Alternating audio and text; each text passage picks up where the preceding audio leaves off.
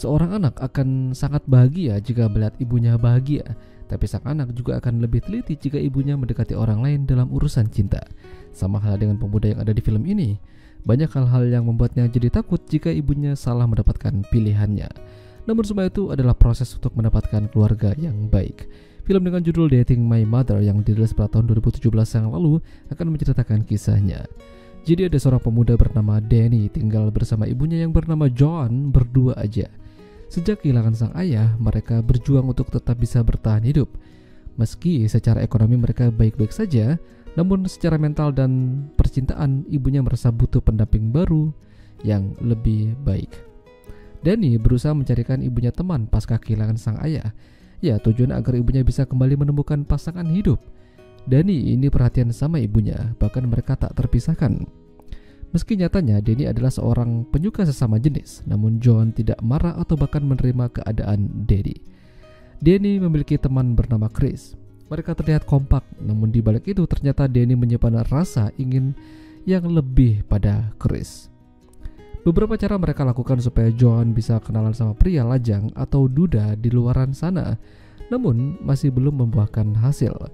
Hingga suatu hari, Joan mencoba menerima masukan dari temannya untuk membuat akun di situs pencarian jodoh secara online. Tentu saja Danny merasa penasaran bagaimana cara kerjanya. Bahkan Danny juga diam-diam membuat akun di situs yang sama supaya bisa menemukan teman baru. Tapi masalahnya dia kesusahan dan banyak yang tidak cocok buatnya. Saking malasnya Danny disuruh ibunya untuk mencari pekerjaan. Itu bisa menabung buat masa depan. Danny dicarikan kerjaan sama ibunya dan dia mendapatkan pekerjaan di sebuah perpustakaan anak-anak menjadi seorang admin.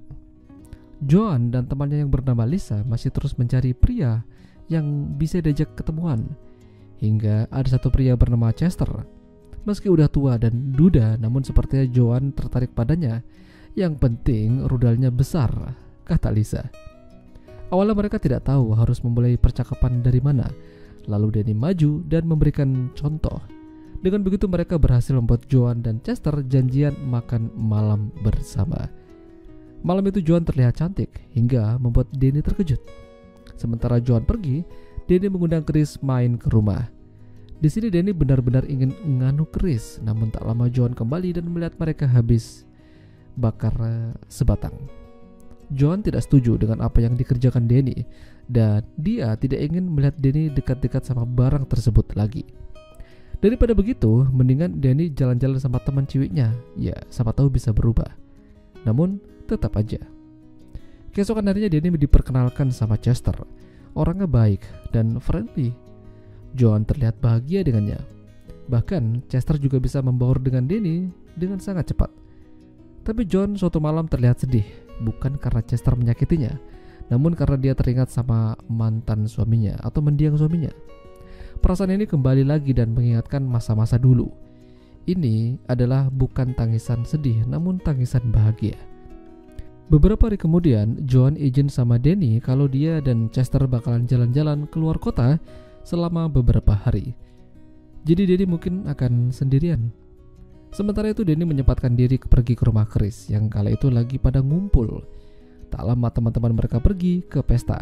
Sementara Danny dan Chris berada di rumah. Di sini Danny tidak tahan dan mungkin refleks. Dia mencepok Chris dan membuat Chris tidak suka akan hal itu. Dia bukan penyuka sesama. Dan sejak malam itu hubungan mereka tidak baik-baik saja. Danny terlihat kesal dan pulang.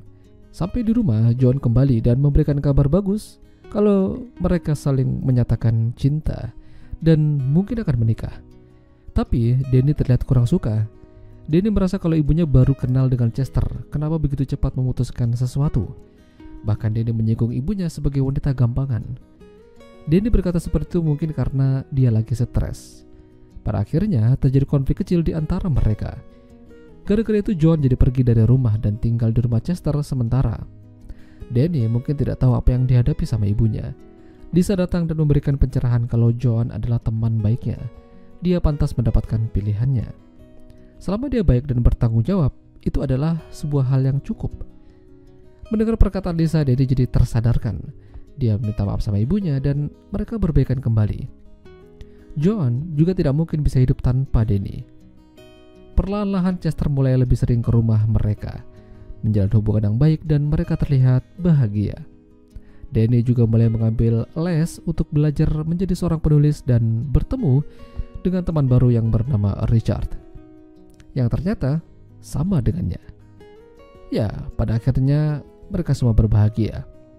Danny mendapatkan teman baru, sementara John mendapatkan sandaran hatinya yang baru. Itulah tadi alur cerita film Dating My Mother. Jika kalian suka dengan video ini, jangan lupa untuk tinggalkan like dan sampai jumpa lagi.